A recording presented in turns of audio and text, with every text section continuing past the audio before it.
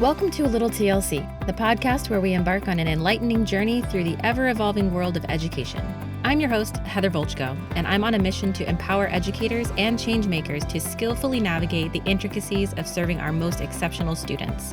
Every month, we'll be exploring a unique and timely theme in a mini-series format, whether we're digging into inclusive teaching practices, addressing student mental health challenges, or exploring the intricate connection between our personal and professional lives. Each month offers an in-depth exploration of weekly topics that truly matter. I hope you're ready to be both challenged and inspired because this is A Little TLC. So I know a lot of what we've been talking about this month is it kind of sounds good in theory. I think we've included a variety of examples of where, this shows up in our life or different interactions that we've had. But quite honestly, sometimes it's just tense, it's uncomfortable, we're in the presence of people we don't wanna be around, or we're showing up to an obligation because we have to be there. Even just the whole tenor of the room can be tense. Right. So those are hard, right? It is hard to not just kind of maybe even go into self-protect mode and kind of Correct. remove ourselves from it, while we're physically present, where really everything else is not present at that moment, right? Right. I mean, we're in the holiday season and not everybody loves the holidays and not everybody's had a good year. So definitely those gatherings, some people are like super happy and like it's been a great year. And some people have had loss and devastation and things like that. And they're trying to be happy in the moment because everybody else is. But yeah, that you're really, really right. I feel like it happens a lot this time of year too, because we're kind of smashed right in the middle. This week, we're kind of in the middle of a bunch of the typical winter holidays. And then it Hmm. comes right up into the New Year season. And there's all of Hmm. this reflection and, preparing and all of these things. That's what we'll talk about next week. But Hmm. I want to honor and acknowledge that there is a lot of discomfort in that there is a lot of uh, just internal conflict, social conflict, even just by the time we get to this part of December, just tensions are high all around. And so it doesn't even really matter what the conflict is. It could be something super small. And it just sets off all of this tension that's been building up through the whole season, in Right. theory, in this moment when we're supposed to be relaxing and starting to enjoy, maybe some time off of work or having the kids around the house or whatever that may be. Nothing brings out that pent up all year rage except when until you get and here comes your mother-in-law and my Right. mother-in-law is wonderful, by the way. I know. She's a sweet lady. uh, Yeah, but yeah. there are all those, sometimes it's a big thing in and of itself, and now we have to deal with it on top of those tensions. And sometimes the conflict is just a series, we kind of, what is it, death by a thousand paper cuts or something like that, right? Like Mm, little thing, little thing, little thing, little thing, little thing, little thing. And all of a sudden, all the little things are now just a big, ugly thing. right. Um, but I think those scenarios, as someone who has worked in crisis situations and, lots of emotional behavioral volatility, Mhm. I would say mostly from students, but also from staff or families, a community, different situations that have happened in communities. Mhm. Uh, there, there is an aspect of being present in conflict. I think it's maybe similar, but it's also, I think, got some differences too. Um, Mhm. and I think how I manage myself, like last week we were talking about that emotional intelligence, right? So I need to be Mhm. more aware of where my emotional levels are at and how Oh I'm yeah. kind of prone to react or respond to Yes. any given situation. So I know I have to use a lot more strategies when I'm in conflict to Mhm. kind of keep myself together than Right. I would have to do in like if I'm just distracted or some of the other things we talked about earlier this month. Right. Mental preparation is a thing.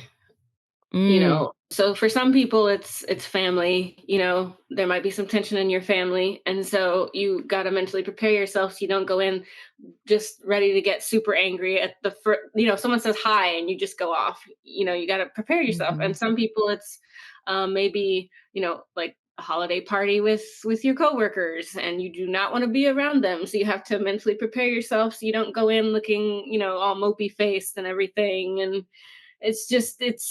it's definitely I do that a lot as an introvert. Going to any kind of Mhm. gathering, I have to mentally prepare myself, so you can't spring it on me. If you invite me to something that day, I'm probably going to say no. I need like a week to mentally prepare myself to be around a lot of people. But it's the same as when there's tension. Maybe there's tension between two of your friends, and you really want to go to this gathering, but you might have to play in between or peacemaker, and you really have to prepare yourself for the inevitable, I guess. Yeah, I think part of that for me, something that I've just kind of grown into, I think it was mostly from my professional walk, is just trying to find something salvageable in either the moment, the situation, the person, whatever it is. And I say that from even just sitting at the table in really tense professional dialogues, especially working in special education. I've been at many tables where significant decisions are being made about a student and their, current and as well as long-term life outcomes. Mhm. And sometimes it can be incredibly frustrating to hear the perspectives of staff, and honestly, sometimes families uh, Mhm. that maybe view this situation or this student or this moment in this student's life uh, in ways that don't allow there to be optimism. Mhm. So I think Right. for me, something that I've started just throughout my career is even when I'm sitting in these tense moments and I'm kind of having my internal dialogue and can kind of see myself sort of disengaging and, being physically present and mentally and emotionally, I'm just done here. Right. Shifting that to find some empathy for the people who are communicating whatever it is that I am not having at the moment. Right. Right. uh, and hear through what they're saying so that I can understand what's going on behind those words. Uh, Yes. that has helped me so much, just shifting from just feeling the conflict to leveraging empathy to see where that conflict may be even coming from. Yes, yeah. No, I agree with you. That's something I've been learning the past couple years too, is that there's always a reason why somebody's doing something. And yeah, I totally agree with you on that. People pick on me all the time for saying it too much, but I'll say, people make sense even when they don't. Mhm. And so it's a matter of going, okay, well, this makes sense to them somehow. How Mhm. does this make sense? Right. And if I can choose to approach that conflict or that tense situation with some empathy, it positions, for me at least, I've been then able to see through that and try to figure out, okay, how does this actually make sense to them? Mhm. I mean, I've also done that with, students who are escalated and, borderline crisis situations. I'm trying to figure out like what's actually going on here because what I'm seeing is clearly not making sense. Like there's got to be something else. But I Mhm. think the same thing is true when family or friends or, you know, especially this week with all the last minute holiday shopping and preparations and Yep. all those things, right? Everybody's just on edge, flying around, trying to do all the things, all the places. Um, Mhm. that it's just like, wow, what's actually going on here? Because this is not that. Right, right. We've been talking a lot about meeting people where they're at. And Hmm. you just have kind of touched on that this week as well, where, you know, that one person, I'm not going to say it's me, that one person that is not a fan of the holidays, Hmm. there's usually a reason. They're not always just a Grinch, born that way. They just hate the holidays. There's usually a reason why. And I know because of my experiences why I hate the holidays. I know there's probably other people who aren't a big fan. And I will usually ask them why, just out of curiosity. Um, And even though I'm not a huge holiday person, I have a lot of friends that are. And so I can expect to be invited to things, and I'm not going to go to them, with the grumpy face, the sad face. I can focus on I'm with the people I love. Mm. I'm around people I super duper enjoy being around, and that perspective helps me to enjoy myself and not just bring down the mood of everybody there. So um, I think if you see someone having a hard time during the holidays, definitely having that conversation with them if they're willing to have it, so that you can better understand. Maybe next year, I won't invite them to that party. I'll ask if they just want to go have coffee and not have a big group of Mm. people, and just, maybe they need to vent about, oh, this person and the gifts and the shopping and the kids, and just let them have that space Yeah. instead of inviting them to a giant party that they're not going to be comfortable at. You know what I mean? Yeah. So, we're saying meeting people where they're at, and also a perspective change on my part. Yeah. I think that ties back to, I think, something I had said a couple of weeks ago. Uh, just like when we're sitting in a room and a different group of people gets something funny, Mhm, um, and not everybody in the room gets it, to then just turn it and mhm. share it. Right? We were kind of talking about in the sense of including everyone Yeah, in that. And I think this is a cool example because it's still including everyone, but it's right. almost including them individually, right? Like you're noticing that, hey, this isn't a thing for you. So I can choose to engage in something that is a thing for you. And Yes, that's also inclusive in its own right to say, hey, I know holidays are tough, or I know there's too many parties, right? Like all of these things. "Hey, can we just go grab some coffee?" Like, you're being so honoring and respectful of that person, and yes, especially if you're just kind of like, "I know this about you," and, like, I'm just gonna put that offer out there on the table from the beginning. I'm a person right. who will provide, especially, with students, lots of options. Alright, so do Yes. you wanna do a group thing? You wanna do a one-on-one thing? You wanna be in the room? You wanna be out of the room? Like, choose your own adventure here. Uh, Mhm, but that way I'm never really assuming that, well, mhm, this is who you are and this is what you like. mhm. So it's Right, like, right, well, right. choose your own adventure. Right now you're feeling social. Cool. Let's go be social. Right now you're not feeling it. Cool. Let's not. Right. Like Right. allowing some of the people that we're with to drive it. I love that you're providing this example because it's honestly kind of an opposite example of what I had shared the first week, but it's driving at the exact same thing, is just knowing our people. And we do that by Mhm, being present and being observant and seeing right. and noticing the trends over time, but also those changes over time, being keyed into the nuance. Um, but gosh, if we're doing that and we're still finding our moments that are tense and in conflict, gosh, how much more Mhm, prepared are we to truly be present in that conflict, because it's a moment. It's positioned in the midst of something that's so much bigger than mhm. just, that point of conflict. Right, right. Are you ready to choose a transformative learning journey that allows you to absorb, reflect, and apply new knowledge at your own pace? This week is Workshop Week at TLC. Join us for a collection of pre-recorded, immersive learning experiences designed to empower you with practical skills and moments of introspection. Our workshops tend to be the perfect blend of structured learning and personal growth. Each session includes dedicated time for reflection and application, so you can truly internalize what you've learned.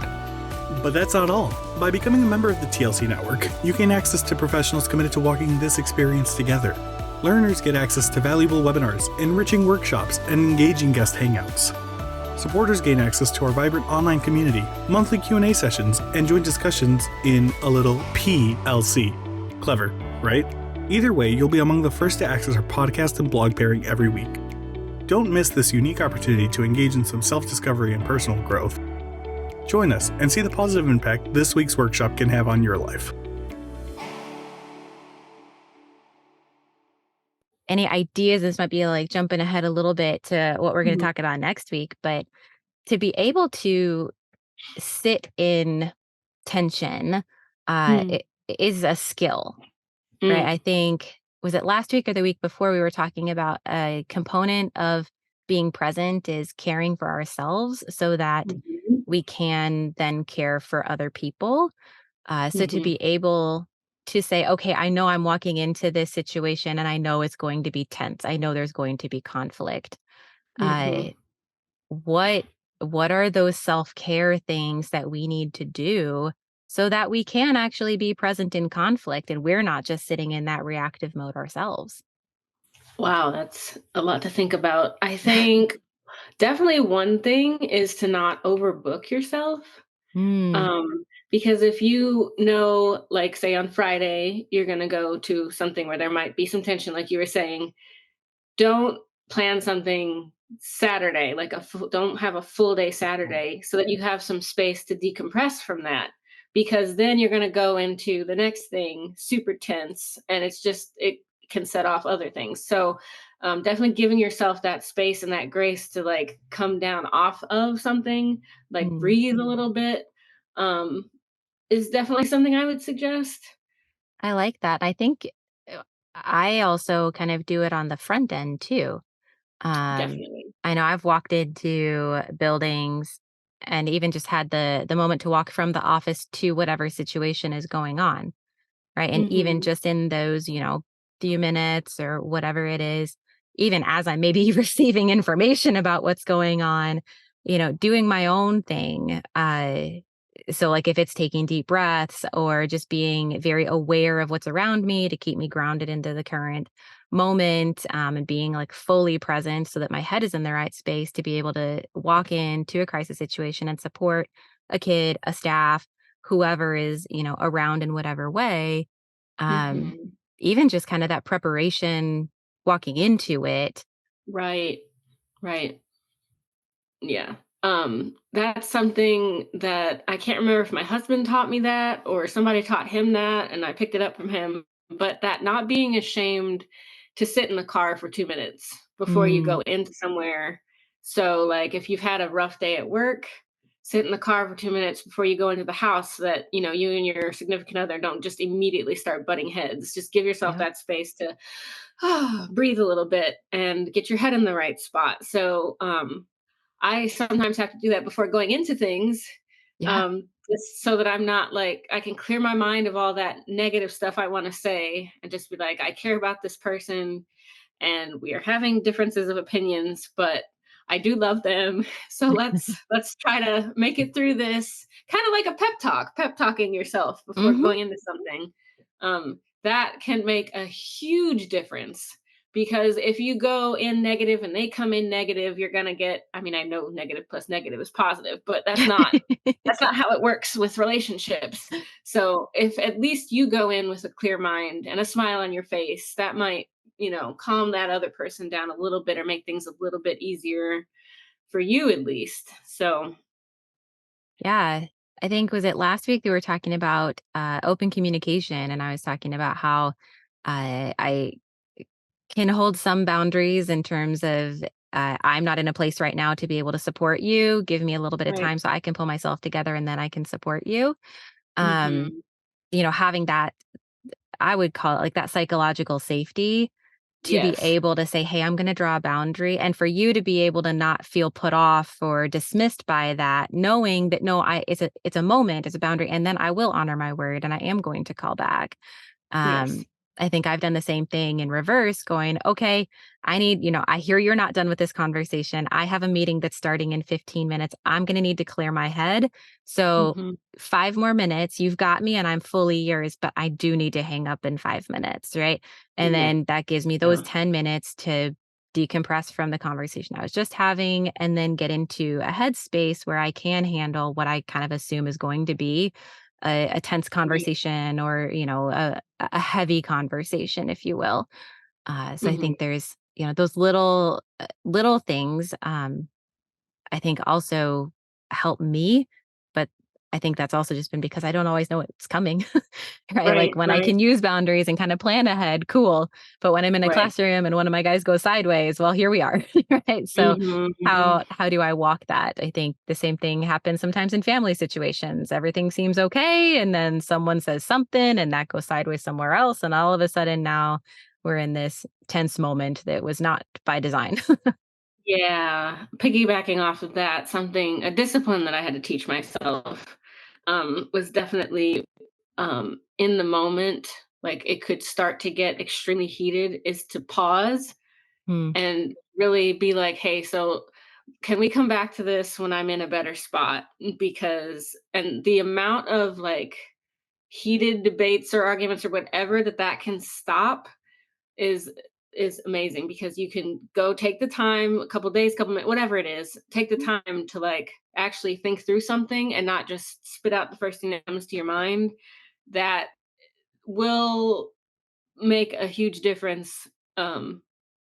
Like I know that's gonna be rough on like if you're at a holiday party or something. Be like, yeah, come back to me on that, but that discipline of just not 'cause, in the moment, you can say some not great things that you regret, and so taking that time and giving yourself that space to actually think through something and think what you wanna say first, Mhm. something not so hateful or just in that moment, um, you could save a relationship, you could, stop a lot of hurt.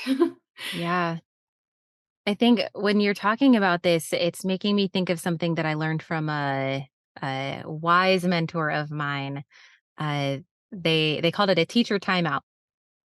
Oh, So interesting. when the staff or the person kind of leading the lesson is uh, not in the right headspace, they would take a teacher timeout and basically model for the class what it looks like to disengage, to, engage in whatever self-calming or, whatever it is that like pulls me back to where I can actually be good at what I'm Mhm, doing.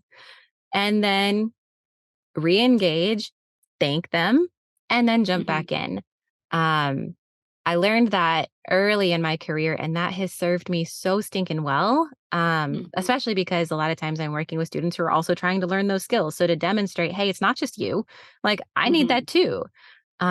But we were able to do that even in conflict, right? So some kid called me some name and it hit me where typically at this point I've been called so many things, it's whatever, right? But there's a mhm, different name that hits me at a different way that I'm like, oh, that mhm. one stung, Yeah. and I'll give kind of that nonverbal ouch, and just kind of say, you know what, I'm gonna take a pause here.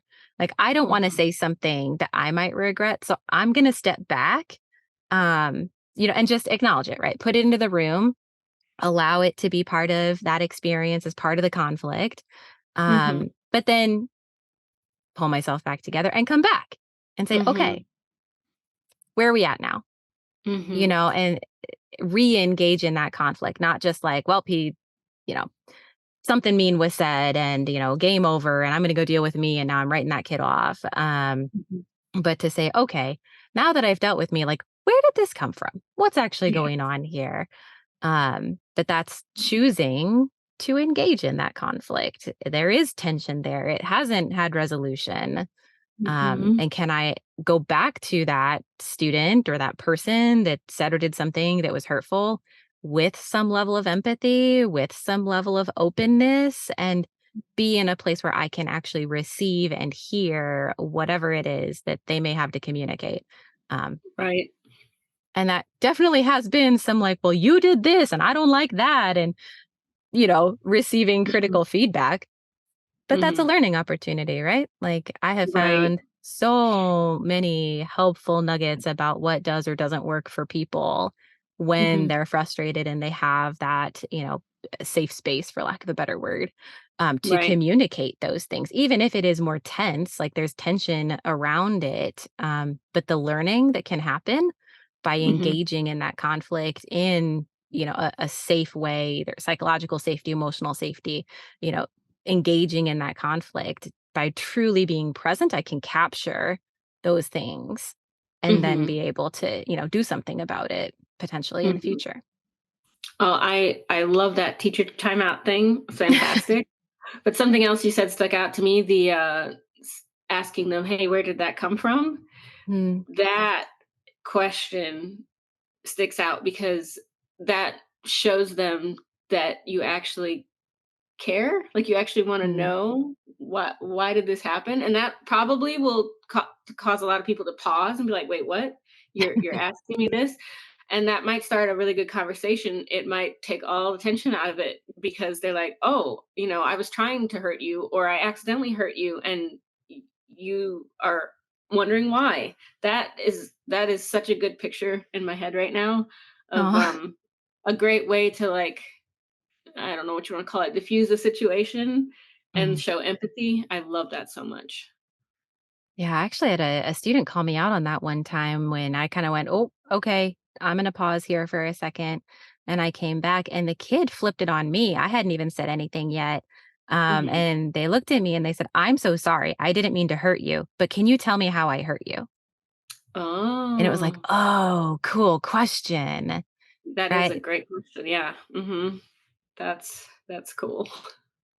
Well, I think we're already kind of hinting at some of these introspective and reflective moments. So I think we'll call it a pause here and catch up next week all about what are we doing with those reflections. And of course, with the New Year's season right around the corner, where we're going with it. All right. Until next time. Flora, talk to you next week. Hey, before you jump back into your busy life, we want to invite you to head over to thresholdlearning.org, your one-stop destination for all things TLC. Here you'll find our blog with this episode's show notes, our ever-expanding bookshelf of resources, and anything else we've talked about. Trust us, there's a ton of benefits waiting for you to explore. Just head over to thresholdlearning.org, click on network, and we'll see you on the inside. Sharing the podcast with your colleagues is the easiest way to support the show. You can find us at Threshold Learning TLC on Facebook and Instagram. A personal recommendation is by far the best way to share the podcast. Let them know they can listen on iTunes, Spotify, and anywhere else they catch their podcasts. Just be sure to leave a rating and review on your favorite platform. You can email us at info@thresholdlearning.org. We always enjoy connecting with fellow educators and champions for educational justice. You can find everything you're looking for at thresholdlearning.org. See you there.